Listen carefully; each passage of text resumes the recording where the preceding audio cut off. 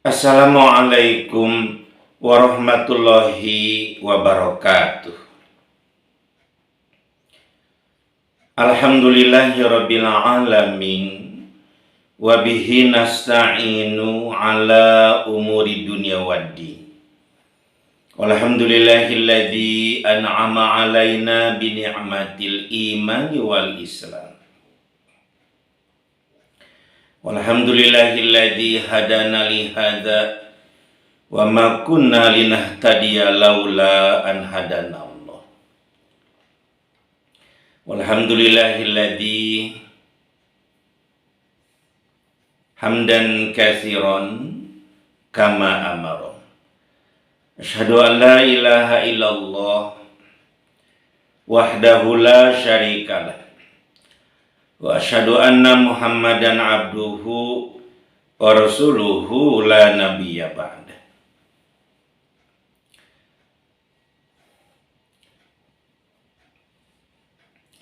Wassalatu wassalamu ala asyrafil anbiya'i wal mursalin Muhammad wa ala alihi wa ashabihi ajmain, amma ba'du. Para pendengar dimanapun Anda berada, pada kesempatan ini Buya akan memberikan solusi bagaimana agar barang milik kita tidak bisa atau tidak dapat dicuri oleh para pencuri. Dan pada kesempatan ini lebih khusus Buya membahas tentang kendaraan, baik itu beroda 2 ataupun beroda 4, agar motor ataupun mobil kita tidak dicuri oleh para pencuri. Penting Buya sampaikan materi ini berkenaan dengan makin maraknya pencurian kendaraan bermotor di berbagai negara, terutama di negara-negara yang berkembang atau di negara yang miskin.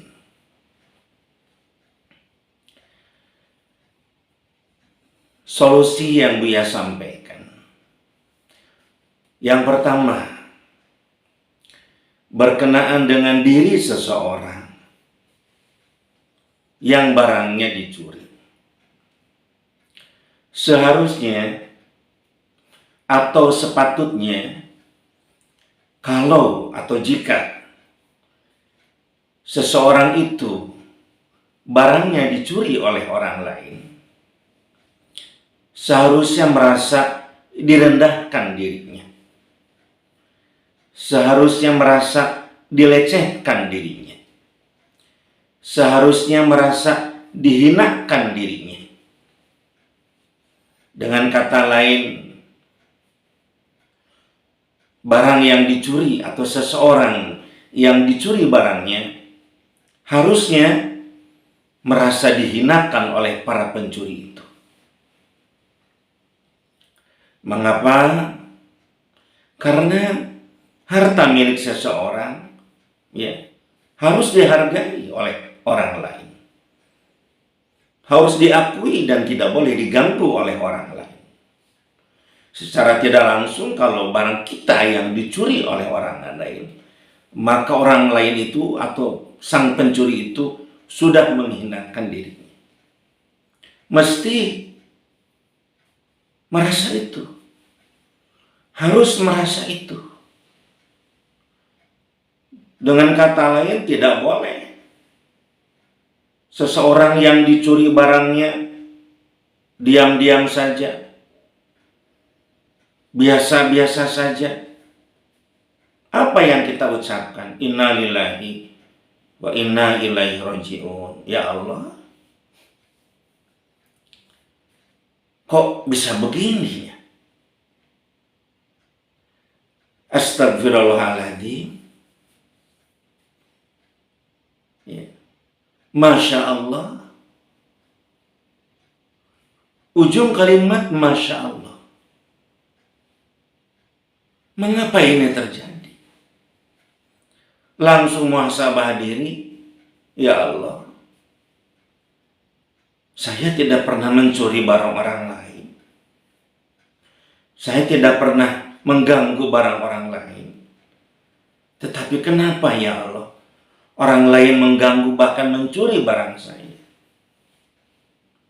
Masya Allah, begitu. Nah, ucapan itu, perasaan itu merupakan solusi agar tidak lagi terjadi pencurian-pencurian terhadap barang yang kita miliki. Perasaan itulah yang akan menjadikan kita lebih menjaga milik kita. Karena kita hidup ini tidak mau dihinakan orang, tidak mau dilecehkan orang, tidak mau direndahkan orang. Dan di sisi lain para pencuri itu sudah jelas merasa merendahkan diri kita, merasa sudah menghinakan diri kita dengan mencuri barang itu. Nah, seharusnya perasaan ini mesti muncul sehingga kedepannya kita lebih berhati-hati. Ini solusi yang pertama. Jangan sampai barang kita masih sekecil apapun, terlebih lagi kendaraan yang kita punya, ya, kita mesti merasa dihinakan. Dan perasaan itu merupakan bagian daripada akhlakul karimah. Sebaliknya, kalau barang kita dicuri kemudian biasa-biasa saja, udahlah biarkan saja. Itu bagian daripada akhlakul mazmumah. Ya. Baginda Rasul bersabda, qala Rasulullah sallallahu alaihi wasallam, akmalul mu'minina imanan ahsanuhum khuluqa. Seseorang yang beriman, ya, dan keimanan itu disebut sempurna, ya, kesempurnaan iman seseorang adalah terletak pada saat ahsanuhum khuluqa. Ahsanuhum khuluqa, yaitu bagaimana akhlaknya itu baik. Ya, orang mukmin yang sempurna imannya itu orang mukmin yang berakhlakul karimah. Nah, merasa bahwa para pencuri sudah melecehkan dirinya, merendahkan dirinya dengan mengambil barangnya, itu bagian daripada akhlakul karimah. Itu solusi menyangkut diri. Solusi menyangkut diri yang lain adalah merasa malu bahwa barangnya sudah dicuri orang.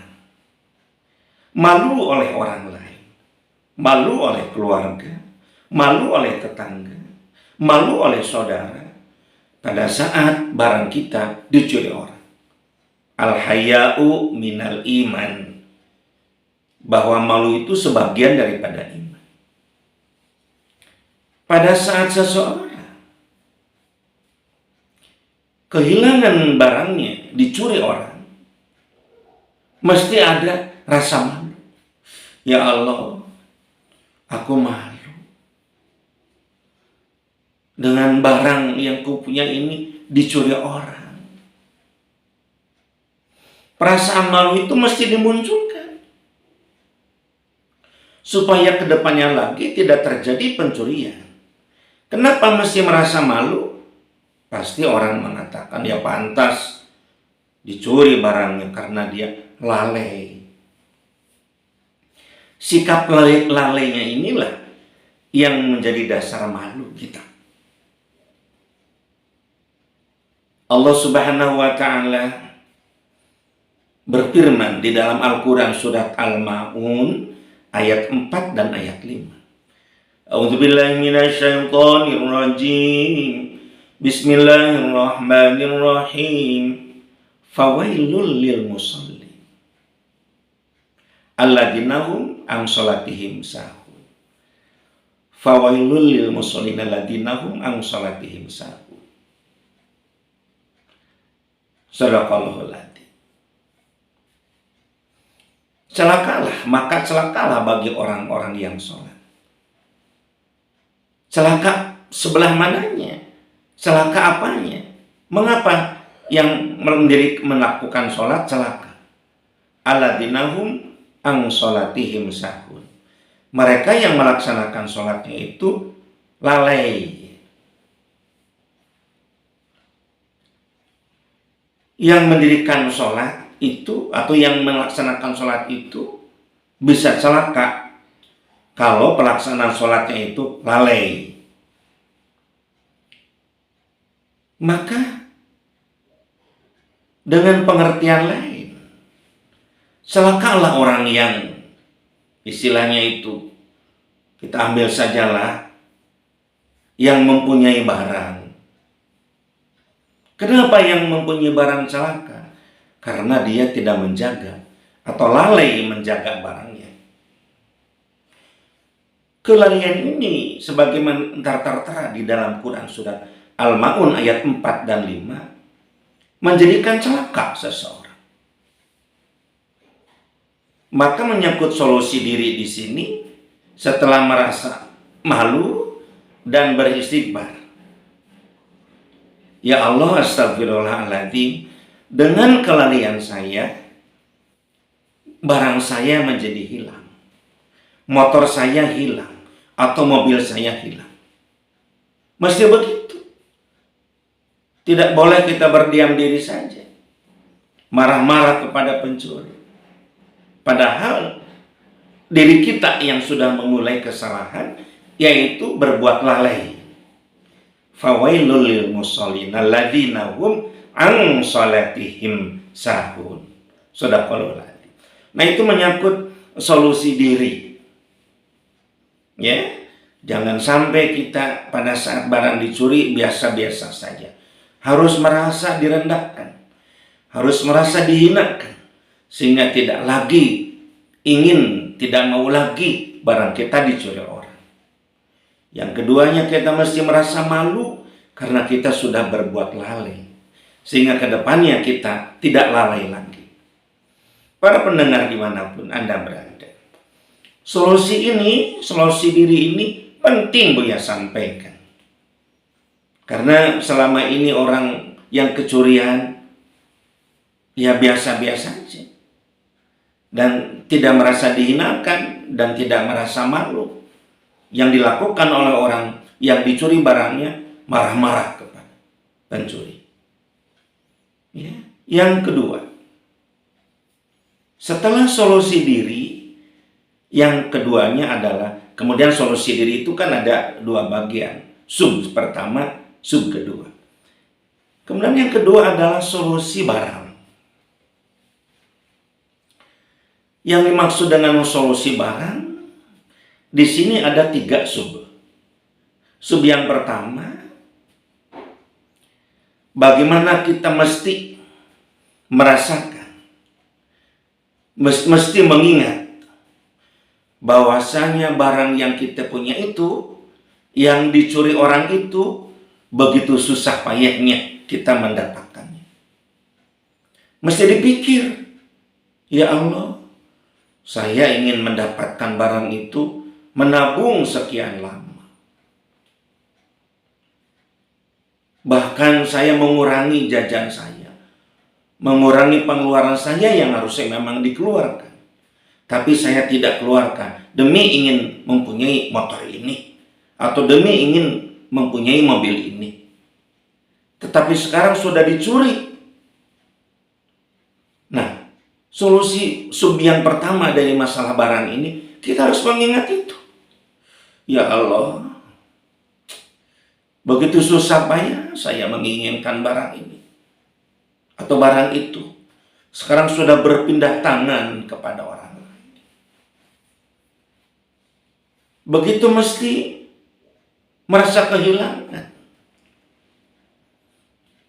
Begitu mesti merasa rugi. Bahkan kadang-kadang ada motor yang masih cicilan, mobil yang masih cicilan, dengan istilah agama itu bitamam ajil. Boleh itu mencicil. Kredit boleh. Tiba-tiba barangnya sekarang sudah tidak ada. Sub yang kedua, setelah merasa kita bagaimana mendapatkan kendaraan itu atau barang itu begitu susah payah, tiba-tiba sekarang sudah berpindah tangan. Apa yang keduanya? Ya Allah, untuk mendapatkan lagi barang itu saya tidak mudah. Nah, begitu. Untuk mendapatkannya diambil orang. Sekarang untuk mengumpulkan uang lagi, untuk mendapatkan barang itu lagi, ya Allah, untuk mendapatkan barang itu lagi, mendapatkan motor itu lagi, motor yang dicuri itu untuk mendapatkan mobil seperti mobil yang dicuri itu susah saya, mesti lama saya harus menang. Itu sub yang kedua. Mesti merasakan itu. Jangan biasa-biasa saja. Mudahlah kita dapat lagi. Itu kesombongan. Itu ketakaburan. Tidak akan menjadikan kita jerah dan tidak menjadikan kita lebih hati-hati menjaga barang kita itu. Sub yang ketiga daripada solusi yang kedua ini apa? Bagaimana kita mesti merasakan, ya Allah, setelah motor saya ini dicuri orang, saya pasti lambat datang ke tempat kerja. Saya pasti mesti kita naik angkutan umum saya, ya Allah. Mengeluarkan uang lebih banyak, ya Allah. Dan lambat saya datang ke sana. Tidak seperti pada saat saya punya motor atau pada saat saya punya mobil, bisa saya menjalankannya dengan tepat dan cepat datang ke tempat itu. Nah, 3 sub dari solusi yang kedua ini mesti betul-betul dan ada ayat Al-Qur'an. A'udzubillahi minasyaitonirrajim. Bismillahirrahmanirrahim.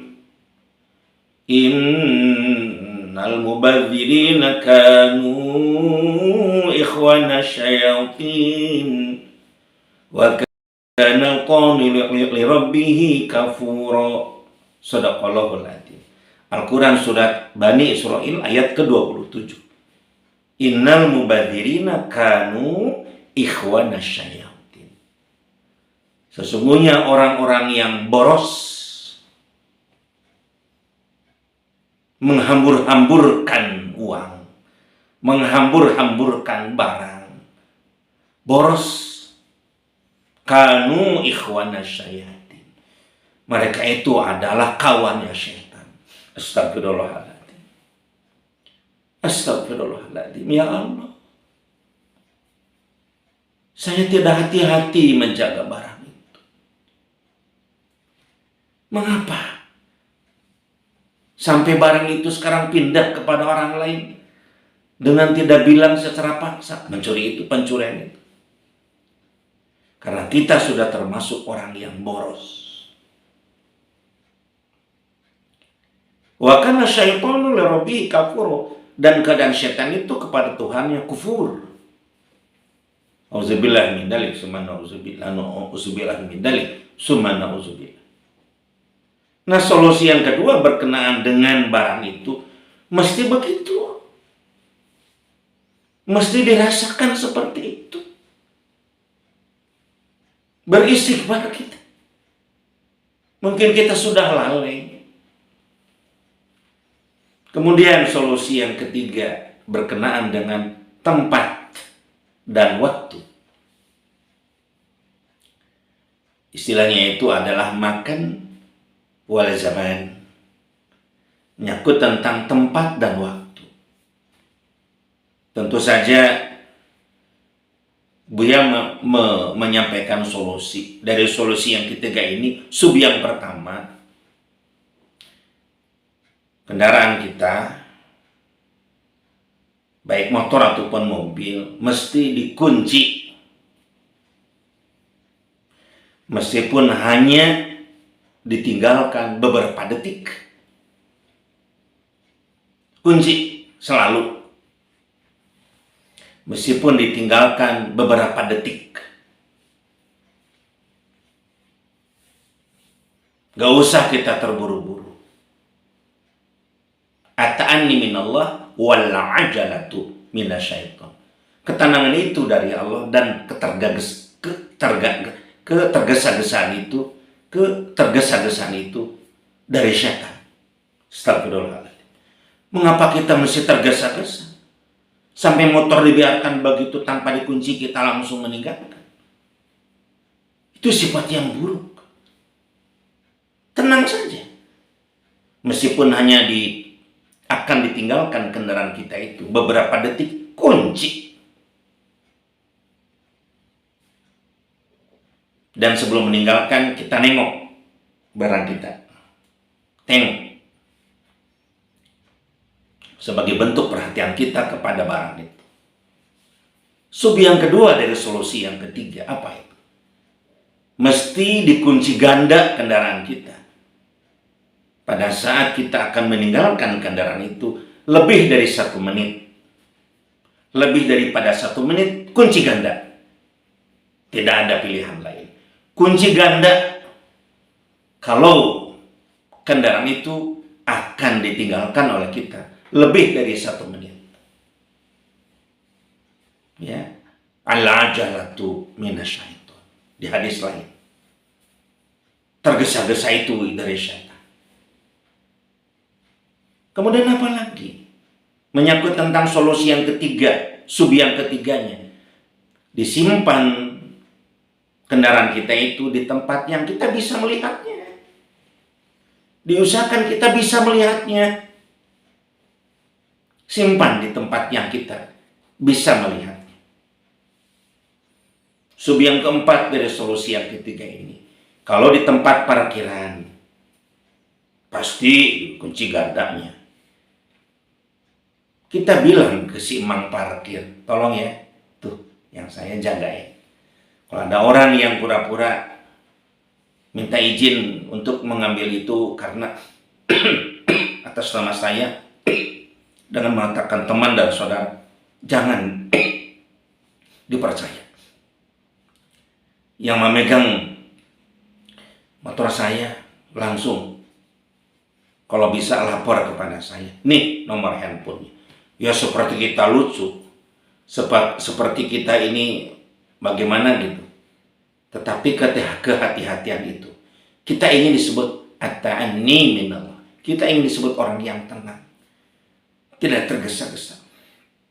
Kehidupan kita selalu ada dalam aturan dinul Islam. Itu solusi yang ketiga. Dan kalau memang lama ditinggalkan, kita mesti dalam beberapa lama kita lihat. Ya. Kemudian solusi yang keempat, para pendengar dimanapun Anda berada.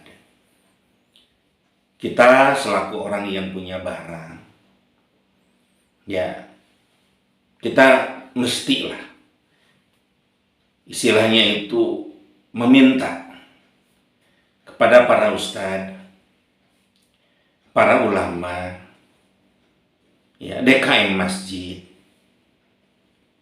kemudian juga tempat melaksanakan ibadah sholat di kantor-kantor, ataupun juga di pasar. Kita datang kepada humas pasar itu. Ini solusi yang keempat. Karena tidak ingin juga bukan barang kita saja sebetulnya yang mesti dijaga. Kita selaku orang yang beriman mesti berbuat baik. Ya. Wa qul i'malu fasayrallahu amalakum wa rasuluhu wal mu'minun. Itu Al-Qur'an surat At-Taubah ayat 105. Jadi bagaimana kita ini gitu ya. Mesti juga ingin membantu orang, jangan sampai barangnya itu istilahnya itu dicuri orang. Apa yang kita lakukan?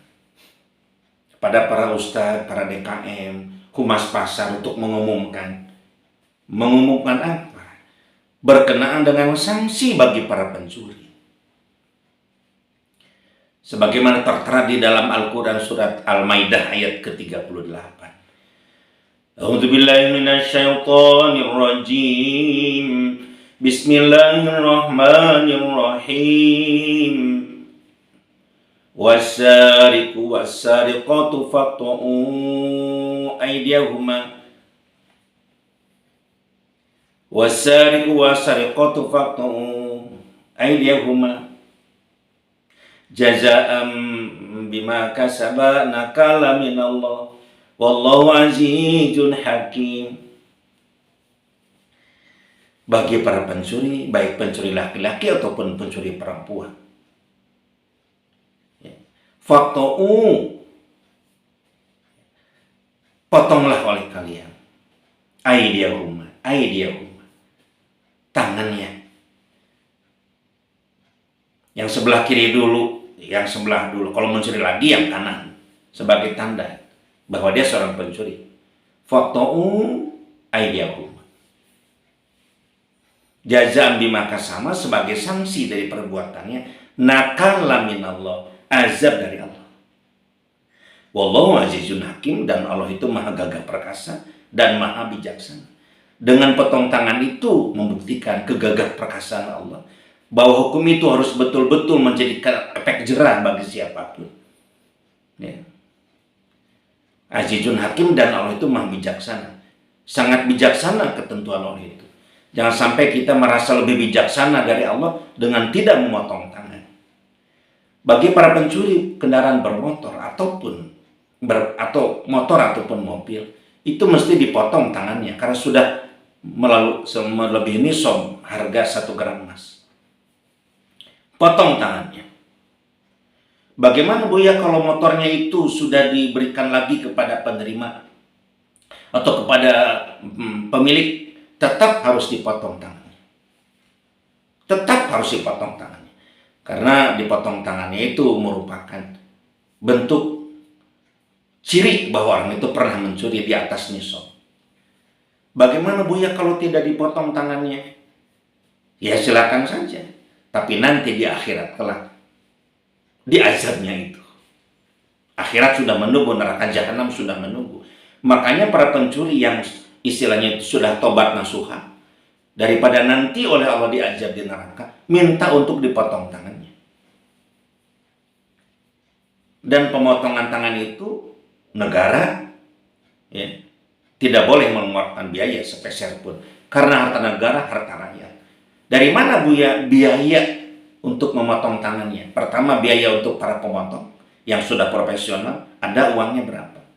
Biaya untuk obat merah, betadin, perban, dan sebagainya itu dikeluarkan oleh dia sendiri selaku pencuri. Kalau tidak ada, maka dari keluarganya.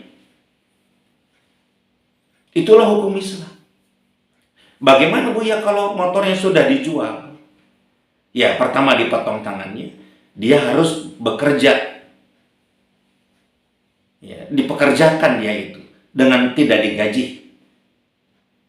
Ya, dikonversikan dengan total jumlah harga motor atau mobil yang dia curi. Contoh konkretnya, dia mencuri motor, harga motor 10 juta. Dia dipotong tangannya, dengan biaya potong tangan dia sendiri atau keluarganya, yang ketiganya dia harus bekerja. Sekian bulan misalkan dipekerjakan dengan gaji, ambil saja 1 juta sebulan. Maka dia harus bekerja 10 bulan, tidak digaji, tetapi uangnya kasihkan kepada para pemilik motor itu per bulan, atau oleh pemerintah istilahnya itu, penguasa istilahnya itu, ya, dikasihkan dulu 10 juta peminjaman dari si pencuri itu, kasihkan kepada pemilik, dan selama 10 bulan pencuri itu masih bekerja tanpa digaji. Bagaimana Bu kalau pencuri itu punya tanggungan, istrinya, anaknya, per bulan misalkan 500.000, maka berarti pencuri itu harus kerja selama 20 bulan. Karena yang 500.000 untuk gaji untuk mengganti yang 10 juta itu kepada pemilik, sedangkan yang 10 juta itu, yang 10 juta lagi yaitu untuk makan anak istrinya 500.000 per 20 bulan. Begitu Islam. Begitu hukum Islam. Untuk menjadikan aman, tidak banyak para pencuri. Bahkan tidak ada pencuri seorang pun. Karena takut dengan hukuman itu. Para pencuri yang sekarang lepas daripada hukum Islam itu, neraka jahanam sudah menunggu.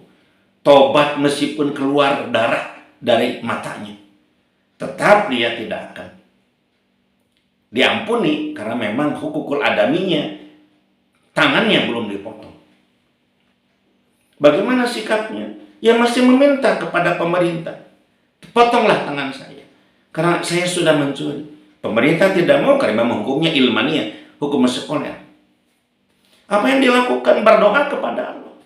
Ya Allah, saya ingin negara saya ini secepatnya menggunakan hukum Islam.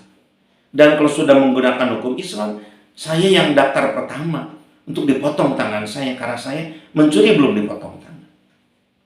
Atau kalau kita keluarga besar yang punya uang yang banyak, pindah negara ke negara yang sudah menggunakan hukum Islam dan daftar kita menjadi orang dipotong tangannya.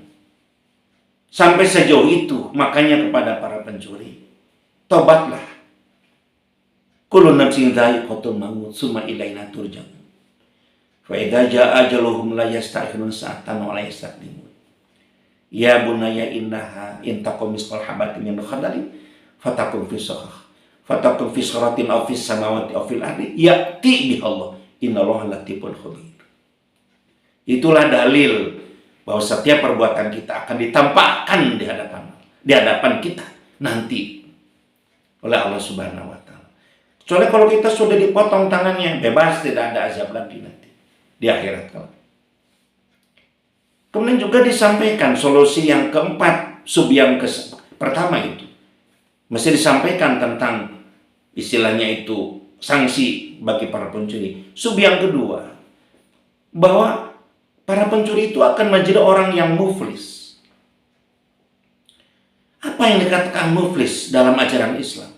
Sebagaimana sabda baginda Rasul. Nanti di akhirat kelak ada orang-orang merasa bangga menjadi ahli sholat, ahli sedekah, ahli infak, ahli zakat dan sebagainya. Merasa banyak amalannya. Tetapi pada kenyataannya dia masuk neraka jahanam. Mengapa pada saat dia sedang dihisab menuju proses mizan timbangan amal, banyak orang yang datang kepadanya.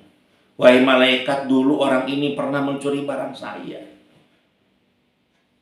pernah menghinakan saya, mencaci maki saya, menyakiti saya. Maka amal soleh orang itu dikasih-kasihkan kepada orang-orang yang pernah disakitinya, termasuk dicuri barangnya.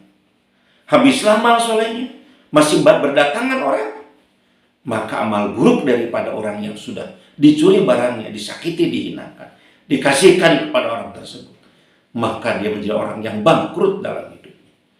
Nauzubillah summa nauzubillah, astagfirullahaladzim. Maka orang itu akan menjadi orang yang ahli neraka jahanam. Ya. Itulah 4 solusi dengan berbagai beberapa supaya barang kita ini tidak diambil oleh orang lain. Kehati-hatian itu ya bagian daripada akhlakul karimah.